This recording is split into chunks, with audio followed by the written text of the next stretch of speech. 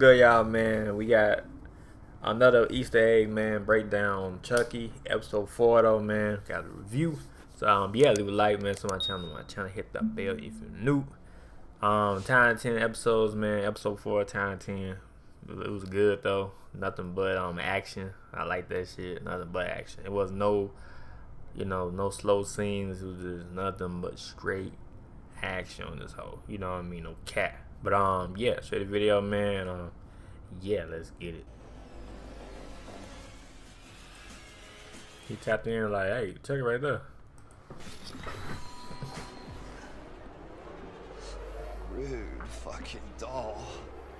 Hello Chucky fans, thanks so much for clicking on this video. My name is Chucky Boy. Episode 4 of the Chucky TV series has landed online, titled Just Let Go. Things in the Chucky universe continue to get spicier and spicier, with this being another solid episode, especially now that we know the next episode will for sure bring in past characters from other Chucky movies. So episode 4 was really the calm before the storm, and well, the storm is a-brewing. What I'm going to do here for you guys is giving you my episode 4 breakdown of the Chucky TV series, pointing out Easter eggs you might have missed to the larger Chucky universe, because there was quite a few here. But as always, this is a cult effort. You Chucky heads out there need to be leaving me your opinion down below of what you thought of this episode. Hopefully the comments aren't turned off like YouTube loves to do with these breakdowns, especially because I wait, let me see. Nah, they turn my comments every time I check Chucky.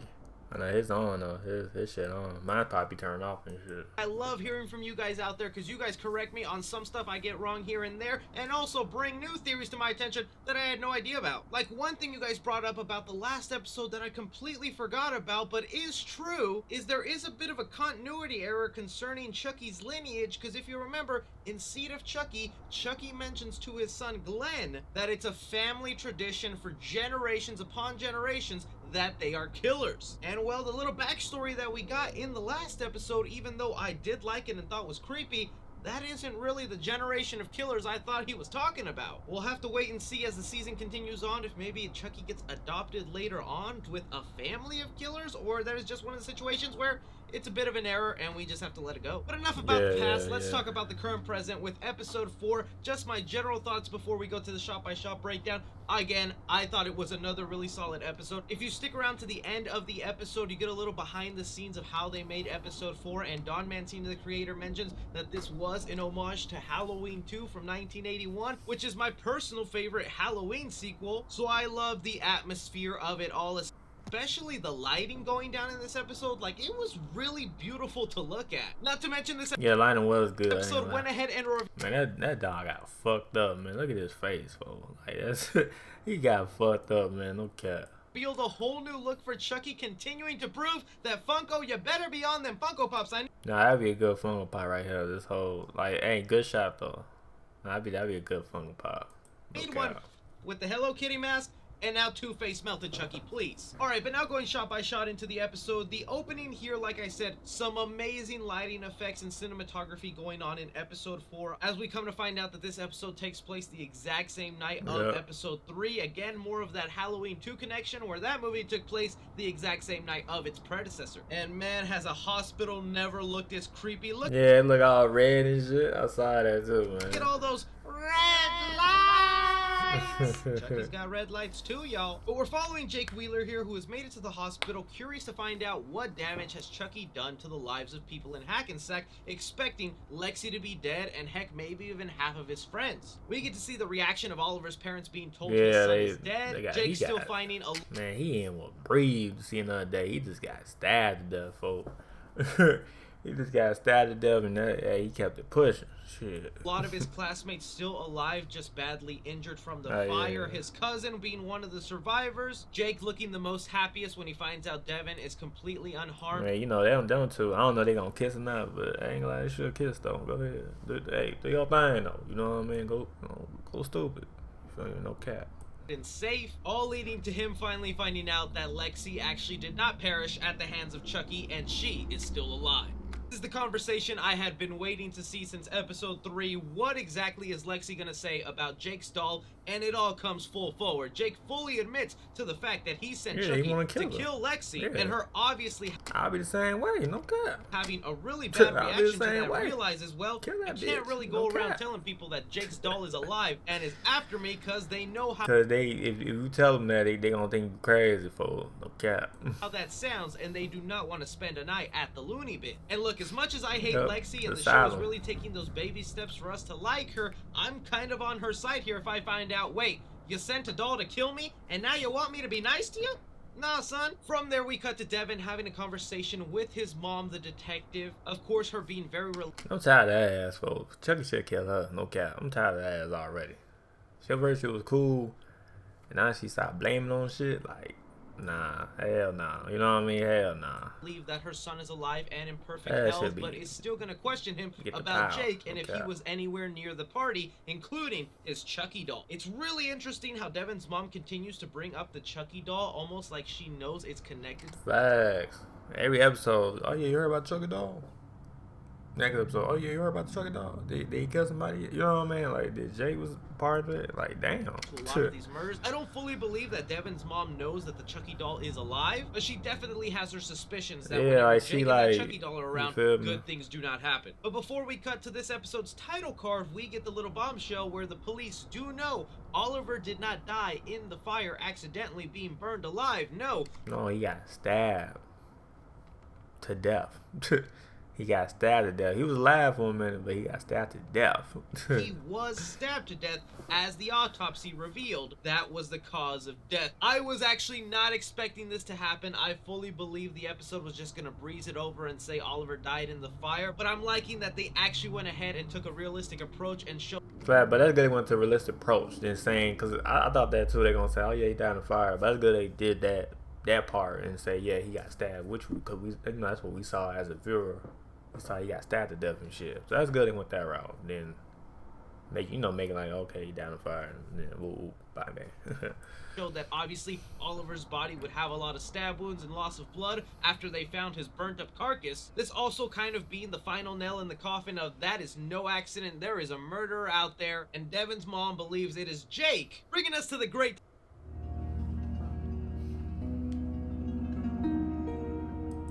I'm about to edit that, but title card sequence that we get here of a the medicine, the syringe and shit. Bunch of medical supplies bringing up the words Chucky. Really love this because although this is paying homage to Halloween 2 in that hospital scene, this title card still gives me the vibes of Cult of Chucky, a sequel I very much enjoyed. From the title card, we cut to Lexi having a conversation with her parents where she is concerned for her sister because obviously she does love her, even if she has a weird way of showing it. Even her parents reacting back to that of, oh, you finally. Yeah, what I'm saying, they know like she an asshole too, but they just like, you know what I mean? Show some love to your sister. And honestly, everything the parents said to Lexi in this conversation, I was fully on their side. From their perspective, yeah, they do have a brat of a daughter that really needed to be taught a lesson. No, fact. And now it's all a real lesson because they burned down the whole house. They burned down the whole house, her whole family house, fool.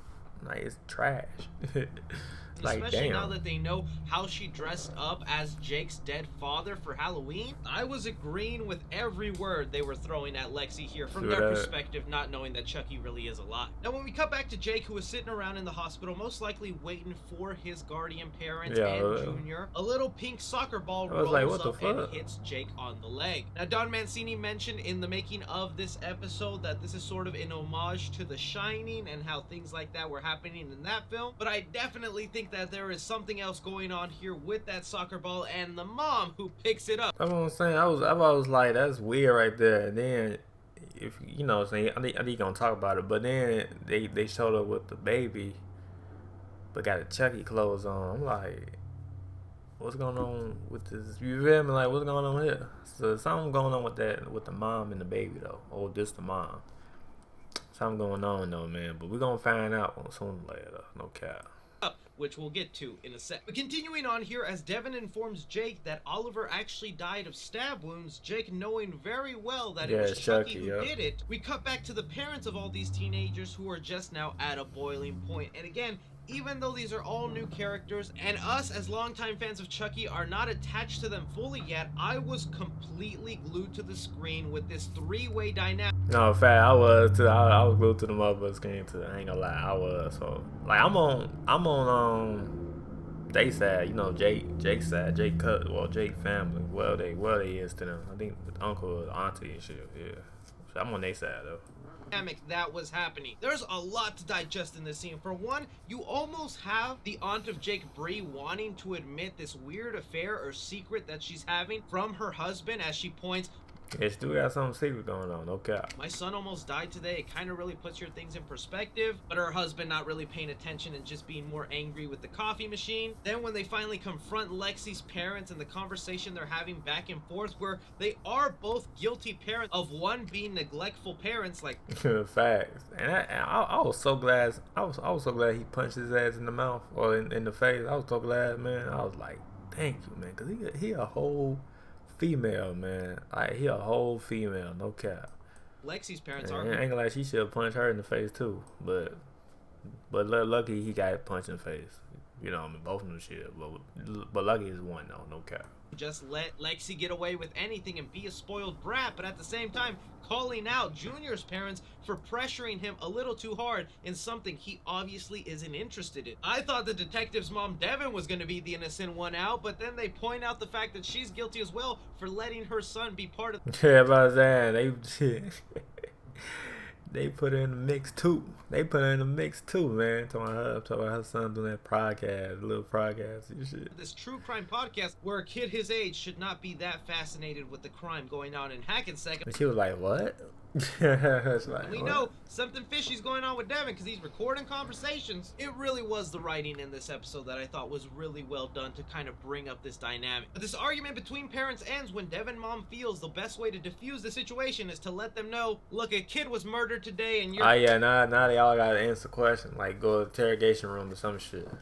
But you know, good, no, I ain't did it. It's Chucky though, but nobody don't know yet though, so yeah. Kids could either be the suspects or next. Real classy, Devin's mom. Lexi finally having some time to cool down and realize that Jake helping her out is her only option to go against Chucky, decide to go back to her half-burnt house to try and see if his remains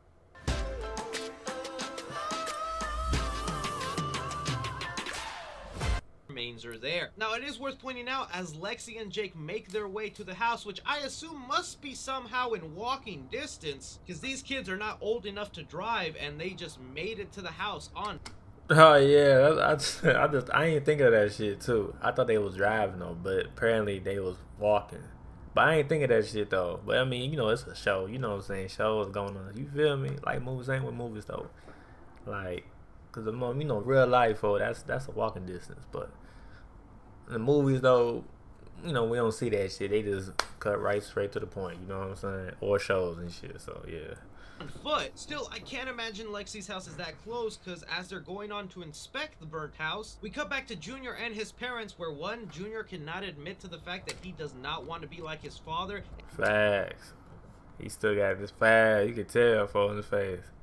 He just basically forcing himself to do that shit. He don't not want to be a cross-run track field or some shit, he said, but yeah. And do cross-country, but also that they're about to put Junior to sleep so that they can put a camera in his mouth to check on the status of his lungs. And while Junior is dozing off away, we do get to see a little shadow of Chucky running in the hospital. And as a Chucky fan, that should start sending off alarms in your head, because it seems now that we for sure have multiple Chucky dolls running about. Because at the same time as this is happening and a Chucky doll is running in the hospital, a Chucky doll that is half burnt is at Lexi's home where Jake and Lexi are inspecting. So it's multiple Chuckies now?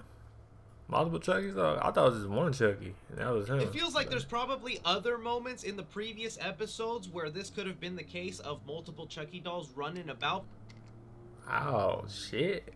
It probably is though. but this one feels like the most clear indication of multiple Chucky dolls. And for those of you who have not kept up with the series, in the most recent movie, Nah, I remember that multiple Chucky's doll. Cult of Chucky, it was a twist reveal in that movie that Chucky has learned a new voodoo spell where he now has the ability to split his soul into multiple dolls, even more than one human body if he pleases. So now that Junior is asleep in the hospital, we follow more of Lexi and Jake at her burnt house trying to find Chucky's remains, where again we have really great writing where the characters kind of explode on each other, where Lexi just decides to really hammer at Jake and be like, why would you send a Chucky doll to kill me? I don't understand, I'm such a perfect little angel. And Jake being like, really? Are you that dense? You dressed up like my dead dad. I'm not trying to kill everyone. Nah, that's fucked up. That's why I said you should kill her ass, man. No cat. She did that shit to your dad, fool. Man, kill her ass, fool. No cat. Kill her ass. No cat. Everybody, I just wanted to kill you. And I thought it was a real powerful moment between the characters, especially when Lexi then goes ahead and falls off the rail and Jake has to save her, finally revealing to us a brand new look of Chucky that I gotta say is a little weird looking at first, but as someone who endlessly loves that Chucky's look gets changed here and there from movie to movie, I love that this is again another addition to those Chucky faces, where we're calling this one obviously the Two-Face Chucky, because the man literally looks like the Batman villain Two-Face. But as Two-Face Chucky is wanting to convince Jake to go ahead and kill Lexi, man, if that was me in that predicament, for I'll be like this. Oh, I'm sorry. Oh my, you know, shit. I'll be like, oh, I'm sorry. You know, my hand slipped. Bye bye. You feel me, man? Like, kill ass. You know what I mean? But Chucky, you know what I'm saying? Want to be all nice still to her. No, I don't know why though, but yeah, you still want to be nice to her and shit. So yeah. See, we really get the turning point that Jake is not gonna become a killer, and that Lexi. Yeah, is I mean, but we been knew that shit since episode 1. We been knew he ain't a killer from episode 1 to now. So it's like, you know what I mean, type shit. So yeah. Redeemed as a character and will probably turn good after all this trauma.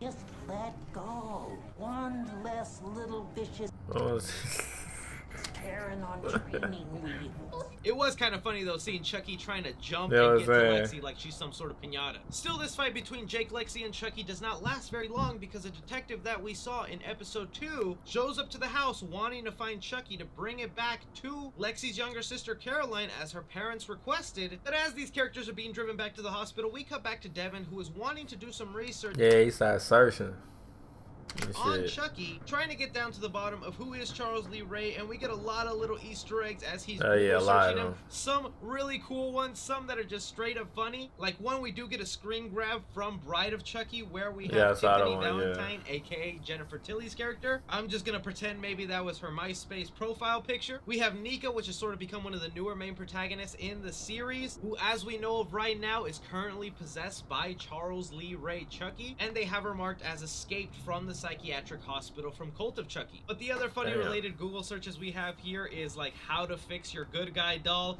iconic toys from the past, why are good guy dolls so pricey, all really funny things that you would probably actually see in related searches in real life compared to good guy dolls. Through Devin's research though, he does manage to find an article that gives us yet another flashback scene to a much older version of Chucky, where after becoming an orphan since his parents died. I ain't gonna know what Chucky said. He said Charles. I'm like, oh shit, that's him. Damn.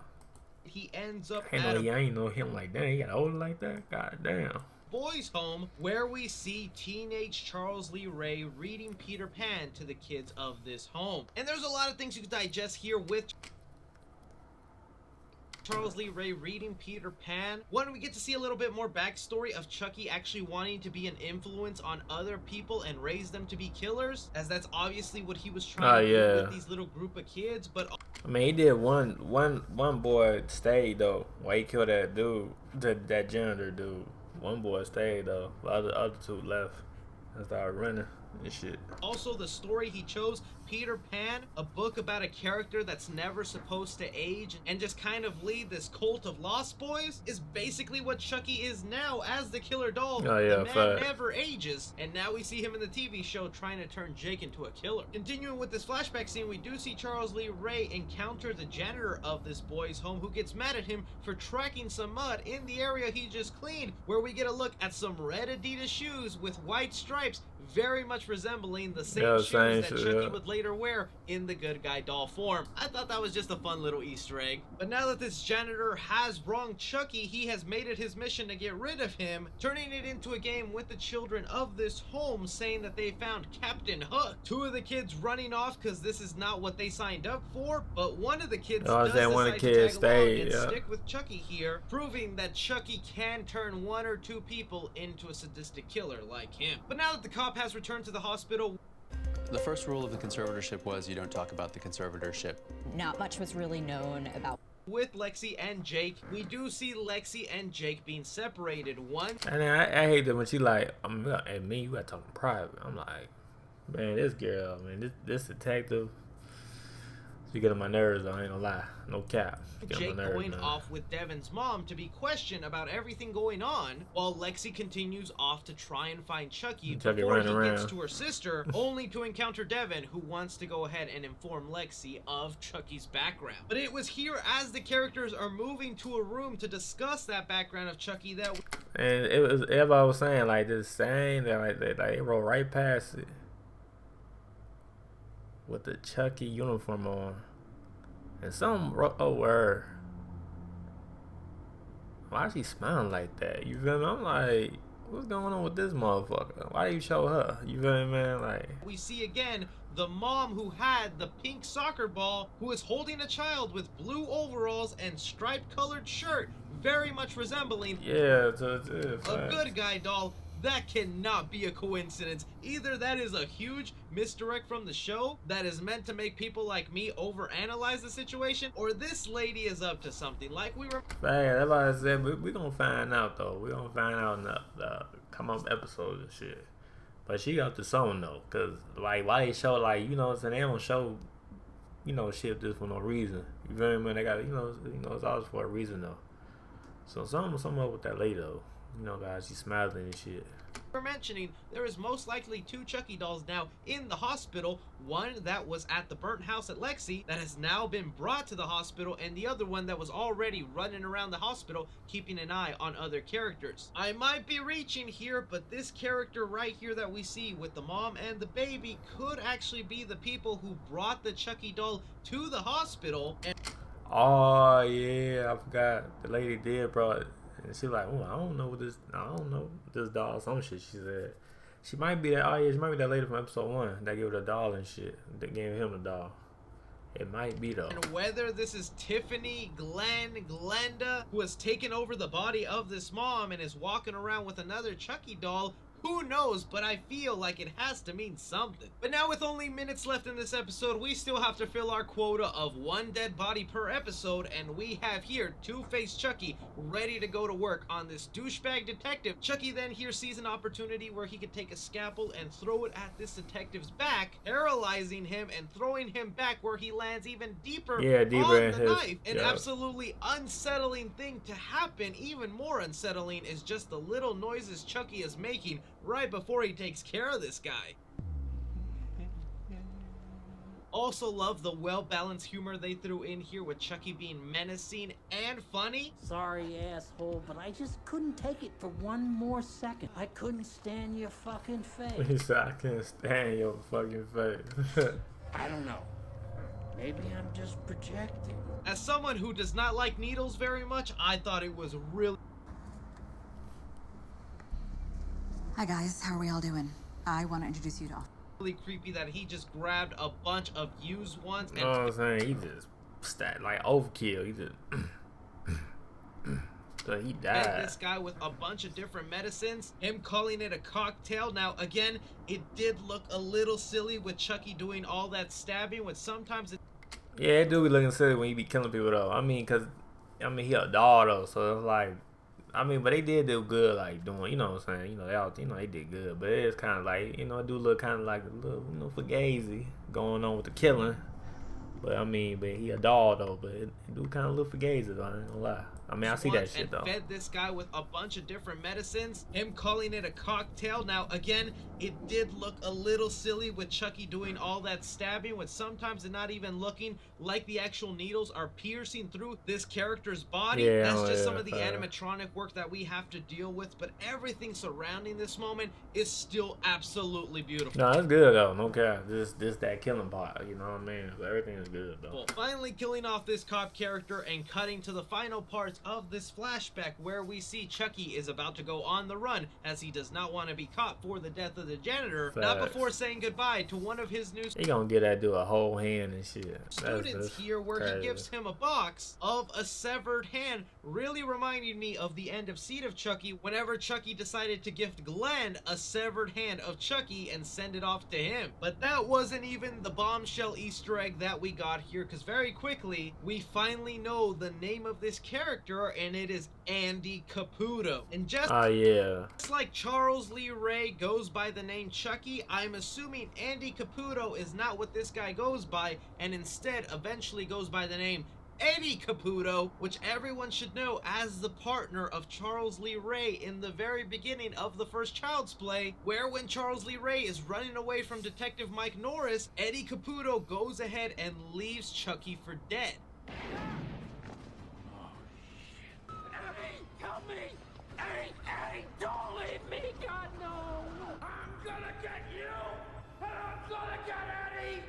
No matter what! Eventually breaking that childhood friendship that we just witnessed, where Chucky gets his revenge and kills him off. That is something I love that the show introduced, is just showing how that relationship started, where they met, but not really going too far and deep into it, where it ruins some of the stuff we know about Chucky. I like now knowing how he met Eddie Caputo, bringing us now back to the present, where Chucky wants some recognition for his work, where he pulls the plug on Coraline's machine that would obviously send a frenzy to her room, all because he wants everyone to know that this detective is now dead in the hospital and someone did it. Chucky, knowing that no one would believe these teenagers, takes it a step further, revealing himself for the very first time to Devin, and wow, what a way to end an episode. That was... He put the man back up like, fuck you. Absolutely fantastic. I don't know about you guys, but I was cheering with a smile, actually clapping like, yeah.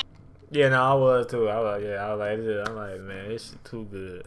Chucky. Like, that really is such a ballsy move for Chucky to do, where he could just flat out kill somebody, make every... And then look, he don't give a fuck. Like he said, look at his face. He don't give a fuck. He do what you want to do. No cap. He do what he want to do. Still decide to stay in the room, because, like, ain't nobody gonna believe that. That's why I said the same shit. I'm like, bro, he still at the same room that he got killed, and on the same position. But nobody can believe him because he's a dog, though. They don't think dogs can kill people. You feel me, man? So they just, you feel he can do that shit. Now, as a human being, though, then he gotta move. He gotta get out of state. But dog, like, he can stand right there. You know, look like this. You feel me? No cap. And it was me? This dude is an absolute beast, and I feel like we're hitting the tipping point where everything is just about to go. Yeah, it's getting to that point. You know what I'm saying? Like next episode gonna be good too, no cap. I saw the previews, you know, they showed and shit. That looked good as hell, no cap. Balls to the wall crazy. But that is everything that went down in episode 4 of the Chucky TV series. I really want to know from you guys, what did you think of this episode? What was your favorite moment? Are you still on board with everything going on? Leave me your thoughts and theories and anything you guys think I might have missed. But as always, my name is Chucky Boy. Take care. But yeah though, man. Hey, let me know what y'all think about the breakdown of Easter eggs, man. You know, and let me know what y'all think about the show, episode 4. But yeah, I'm out, y'all, man. Like and sub, and yeah, peace.